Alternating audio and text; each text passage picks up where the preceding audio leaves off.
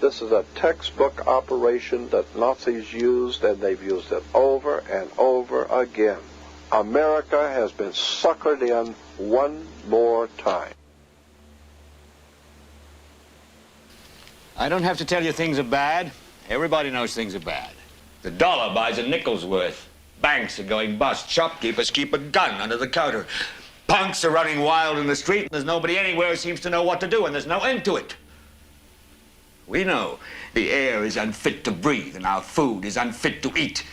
We sit watching our TVs while some local newscaster tells us that today we had 15 homicides and 63 violent crimes, as if that's the way it's supposed to be. We know things are bad, worse than bad. They're crazy. It's like everything everywhere is going crazy, so we don't go out anymore. We sit in the house, and slowly the world we're living in is getting smaller, and all we say is, please, at least leave us alone in our living rooms. Let me have my toaster and my TV and my steel-belted radios, and I won't say anything. Just leave us alone. Well, I'm not going to leave you alone. I want you to get mad. I don't want you to protest. I don't want you to riot. I don't want you to write to your congressmen because I wouldn't know what to tell you to write. I don't know what to do about the depression and the inflation and the Russians and the crime in the street. All I know is that first, you've got to get mad. You've got to say, I'm a human being. God damn it. My life has value.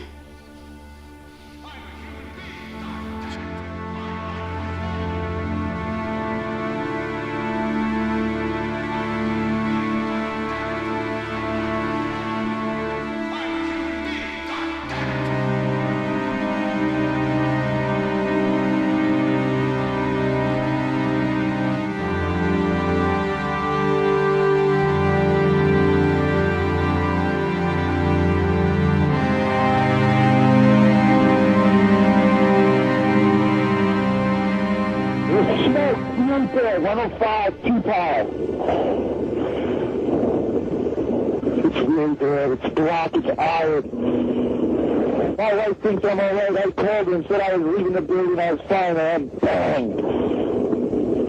It's the three of us, 2 broken windows. Oh, God!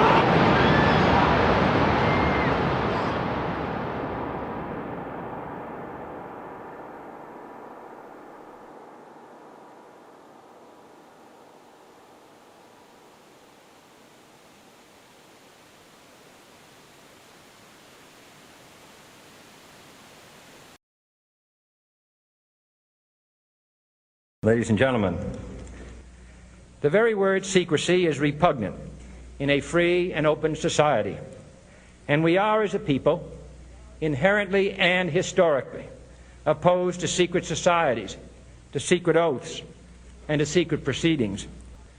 For we are opposed around the world by a monolithic and ruthless conspiracy that relies primarily on covert means for expanding its sphere of influence, on infiltration instead of invasion, on subversion instead of elections, on intimidation instead of free choice.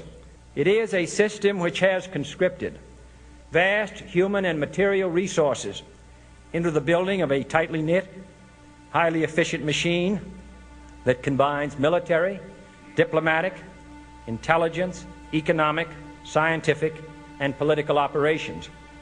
Its preparations are concealed, not published. Its mistakes are buried, not headlined. Its dissenters are silenced, not praised. No expenditure is questioned, no secret is revealed. That is why the Athenian lawmaker Solon decreed it a crime for any citizen to shrink from controversy. I am asking your help in the tremendous task of informing and alerting the American people, confident that with your help, man will be what he was born to be, free and independent.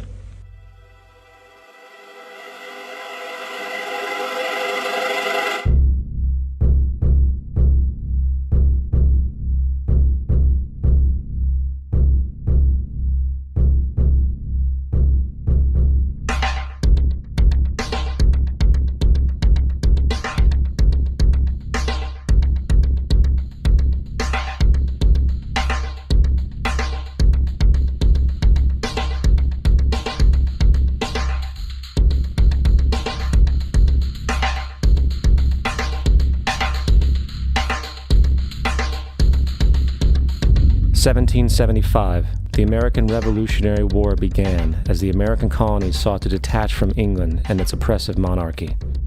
Though many reasons are cited for the revolution, one in particular sticks out as the prime cause: that King George III of England outlawed the interest-free, independent currency the colonies were producing and using for themselves, in turn forcing them to borrow money from the Central Bank of England at interest, immediately putting the colonies into debt. And as Benjamin Franklin later wrote, the refusal of King George III to allow the colonies to operate an honest money system which freed the ordinary man from the clutches of the money manipulators was probably the prime cause of the revolution. In 1783, America won its independence from England. However, its battle against the central bank concept and the corrupt, greed-filled men associated with it had just begun. So what is a central bank? A central bank is an institution that produces the currency of an entire nation. Based on historical precedent, two specific powers are inherent in central banking practice: the control of interest rates and the control of the money supply, or inflation. The central bank does not simply supply a government's economy with money, it loans it to them at interest. Then, through the use of increasing and decreasing the supply of money, the central bank regulates the value of the currency being issued. It is critical to understand that the entire structure of this system can only produce one thing in the long run: debt. It doesn't take a lot of ingenuity to figure this scam out. For every single dollar produced by the central bank is loaned at interest. That means every single dollar produced is actually the dollar plus a certain percent of debt based on that dollar. And since the central bank has the monopoly over the production of the currency for the entire country, and they loan each dollar out with immediate debt attached to it, where does the money to pay for the debt come from? It can only come from the central bank again, which means the central bank has to perpetually increase its money supply to temporarily cover the outstanding debt created, which in turn, since that new money is loaned out at interest as well, creates even more debt. The end result of this system without fail is slavery, for it is impossible for the government and thus the public to ever come out of the self-generating debt. The founding fathers of this country were well aware of this.